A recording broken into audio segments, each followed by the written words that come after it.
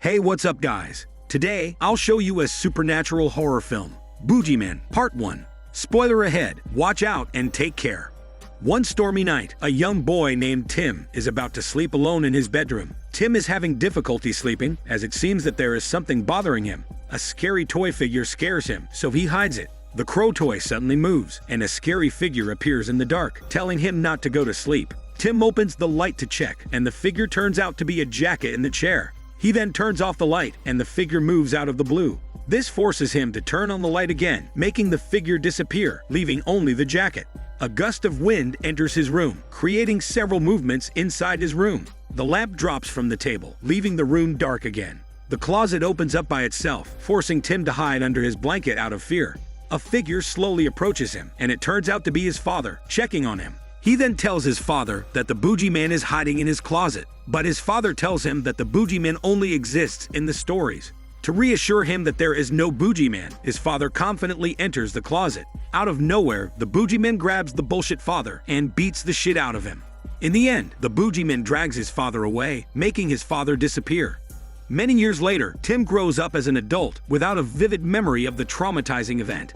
He grew up believing that his father simply ran out of their home when he was a kid. Until now, the trauma of dark and enclosed places still haunts him. Despite this, he has a good relationship with his rich girlfriend, but because of the trauma, he lives a strange life. He removes all of the cabinet doors inside his house, and his refrigerator has a transparent door. While in his house, he receives a call from his uncle, telling him to visit him since he is not doing well. His uncle also tells him that he needs to settle things about their old house.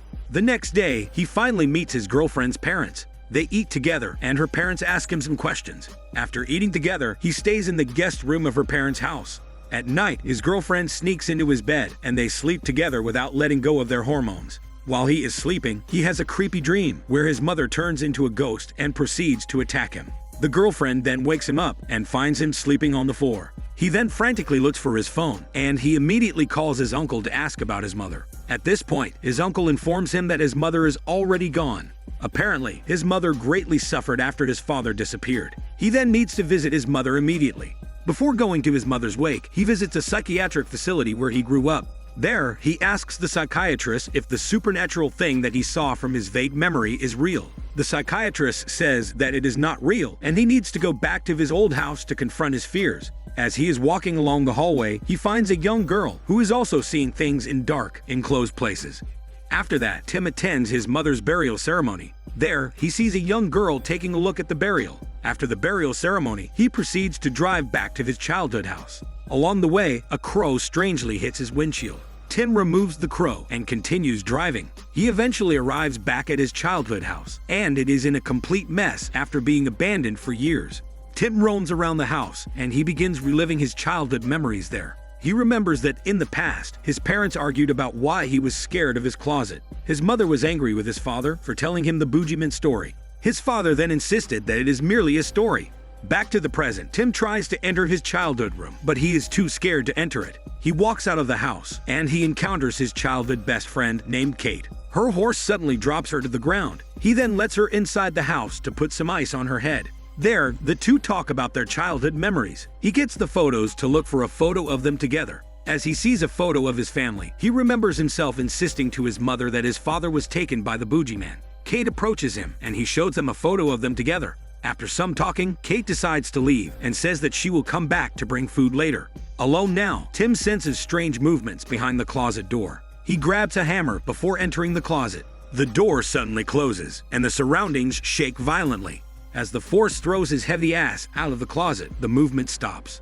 That night, an abandoned cabin catches Tim's attention when he walks out to throw trash. He checks the cabin, and he finds Franny, the same mysterious young girl, looking at his mother's burial. Apparently, Franny's father knew Tim's mother, which explains why she attended his mother's burial. Franny asks him if it is true that his father was taken away by a BOOGEYMAN. In response, he insists that the BOOGEYMAN is merely a story, and it is not true.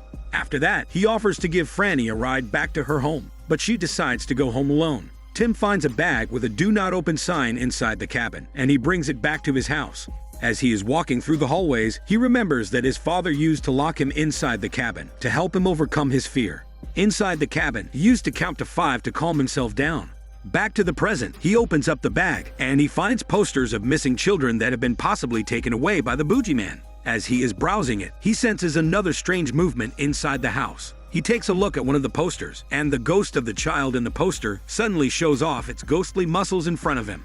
As he takes a look behind him, more ghostly children appear. The ghosts of the missing children then slowly approach him. As the ghost children hold him, he gains a vision of their traumatizing experiences. The ghost children disappear as there are strange movements inside the closet. Tim rushes outside, and his girlfriend awaits him. Apparently, she pays him a visit to check on him. Tim says that they should leave the house immediately. They drive away, and since it is already too late, they decide to stay in the motel for the rest of the night. Meanwhile, Kate brings food to Tim at his house, but she cannot find any presence of Tim, so she roams around the house to find him. In the motel, Tim goes out to get some ice, while his girlfriend goes to take a bath. She appears to be dragged by the boogeyman when she's naked in the bathtub. Tim walks back to the room, only to find his girlfriend missing. He opens up a closet. As he enters it, he finds himself back in his house. There, he encounters Kate, and he immediately asks for his girlfriend. Tim appears to be in shock by the events that have taken place. He suddenly remembers that his girlfriend is missing in the motel room, but he already doubts his memory at this point, thinking that it might just be a dream. So he frantically asks Kate to go back to the motel room with him. They eventually arrive there, and he checks the room, realizing that he and his girlfriend really came there. Kate finds blood in the bathtub, and Tim realizes that the boogeyman has taken his girlfriend away. Kate asks him about the blood. Tim says that someone has taken his girlfriend away. As Tim appears to be in an insane state, Kate suspects that he might have caused harm to his girlfriend.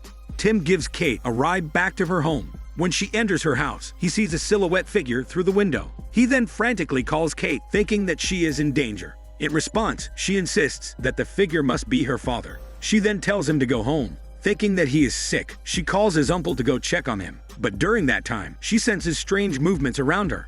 As he is driving back to his home, he encounters Franny playing in the park. He confronts her, revealing that his father has been taken away by the boogeyman.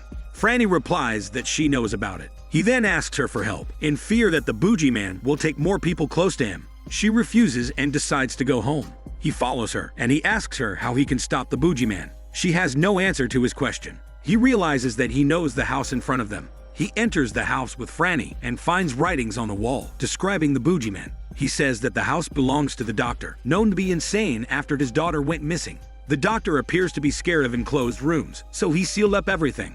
Tim finds a chair in the middle of the room. Franny holds it, and she gains vision of the doctor, locking himself in the chair while waiting to be attacked by the boogeyman. Tim then finds a writing telling him to face the boogeyman.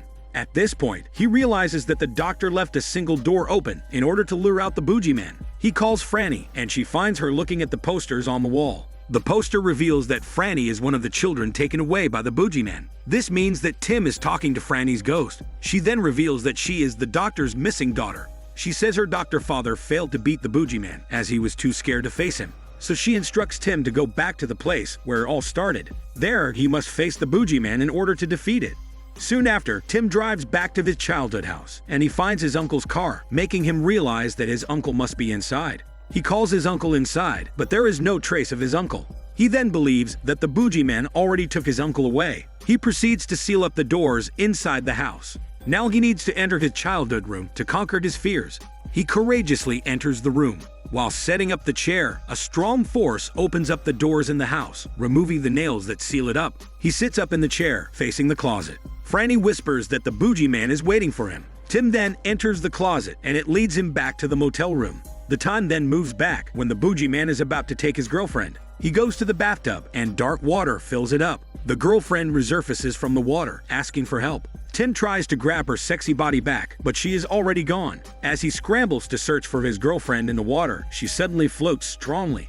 The force pushes Tim away. The water forms a figure and takes his girlfriend away. Tim tries to follow them, but he moves back to his house when his uncle checks on him. His uncle sees the boogeyman and tries to shoot it with the nail gun. In response, the boogeyman takes his uncle away and seals his uncle using plastic. The boogeyman then comes back to drag his uncle back to the closet. Tim enters the closet, and he is moved back to Kate's house during the time when she called his uncle. Tim sees the boogeyman downstairs, and when Kate peeks like a peeping Tom, the boogeyman tries to grab her smelly ass. Luckily, Tim manages to push Kate back to the room. The boogeyman drags Kate's heavy body away, but Tim pulls her. The boogeyman then drags both of them back to Tim's house during the present time. The boogeyman then shows off its ghostly muscles in the closet, and Tim remembers that he must face its ugly and disgusting muscles in order to defeat it. He also realizes that his childhood is where it all started. He then figures out that the boogeyman exists through his toy's form. Therefore, he grabs a baseball bat and smashes his toy crow. Then he destroys the electric globe next.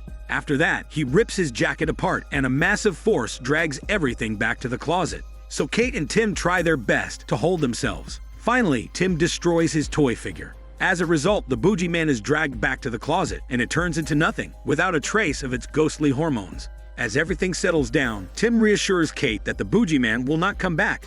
In the end, the boogeyman eventually lurks in another closet like a peeping Tom, hoping to find its next victim and show off its disgusting ghostly muscles. This is Daniel CC Movie Channel. Stay safe and enjoy your day.